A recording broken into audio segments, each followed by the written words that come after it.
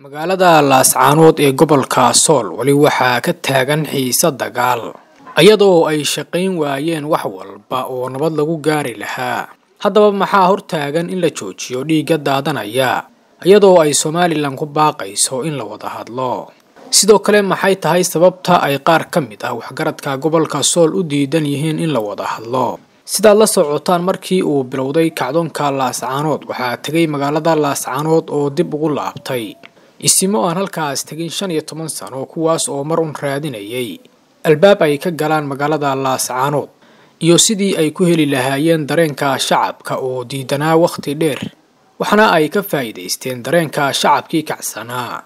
Garaad Jaamac Garaad Cali ayaa ka mid ah isimadii raadinayay dareenka shacabka Laascaanood iyo sidii loo dagaal gelin lahaa iyadoo aysan ka fikirayn in dadka ku dhaqan magaalada Laascaanood ay la falgaleen Soomaaliland oo ay dad ahaan dhaqaale ahaan iyo amni ahaanba Soomaaliland ku tiirsan yihiin sidaas darteedna aysan mudnayn in dagaal lagu baabi'iyo iyadoo la heli karo wadooyin kale oo lagu dhameeyo tabashada ay qabaan iyadoo aan la barakicinayn shacabka. haddaba su'aasha ay dad badan isweydiinayaan ayaa ah maxaa hortaagan in la wada hadlo iyadoo aysan Soomaaliland diidanayn wada hadalka iyo sidii xal looga gaari lahaa xiisadda Laascaanood. sidaan hore idinku sheegnay baa qaar ka mid ah isimada iyo waxgaradka gobolka Sool oo muddo bannaan joog ahaa ayaa diidan in lala hadlo Soomaaliland ayagoo aaminsan in haddii Soomaaliland lala hadlo ay waayi doonaan dareenka shacabka iyo dadka taageersan ee u dagaalamaya fikirkooda oo muddo dheer la abaabulayay taasi oo wax walba uga daran muujinaysana inaysan diyaar u ahayn wada hadal iyo in xal laga gaaro xiisadda Laascaanood. arrimahan oo dhan waxaa caddayn u ah hadalkii Garaad Jaamac Garaad Cali ee ahaa gala dagaalka markaas oo uu 15 sano kadib Laascaanood ku laabtay isagoo dagaal ku baaqaya oo aan hayn xal kale. waxayna dhammaan arrimahan muujinayaan dano gaar ah oo aan la ogeyn waxa ka dhalan doona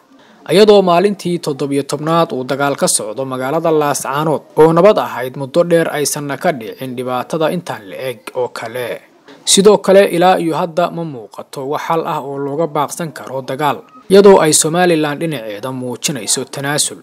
dhinaca kalena waxgaradka iyo isimada Soomaaliland ayaa ku sugan magaalada Caynaba kuwaas oo ku baaqaya nabad iyo in la wada hadlo ayagoo sheegay inay sugayaan garaadada ku sugan magaalada Laascaanood taasi oo xujo ku ah waxgaradka gobolka Sool. sidoo kale waxaa muuqata inaysan jirin gacan saddexaad oo diyaar u ah inay ka qayb qaadato xalka iyo nabadda gobolka Sool iyadoo la soo sheegayo inay wali socdaan abaabul iyo hub aruursi xoog leh. xaaladda gobolka Sool ayaa si adkaatay lamana qiyaasi karo dhamaadkeeda. intaas ayaan ku soo koobaynaa warbixintan oo aan ku dulmaranay xiisadda magaalada Laascaanood ka taagan.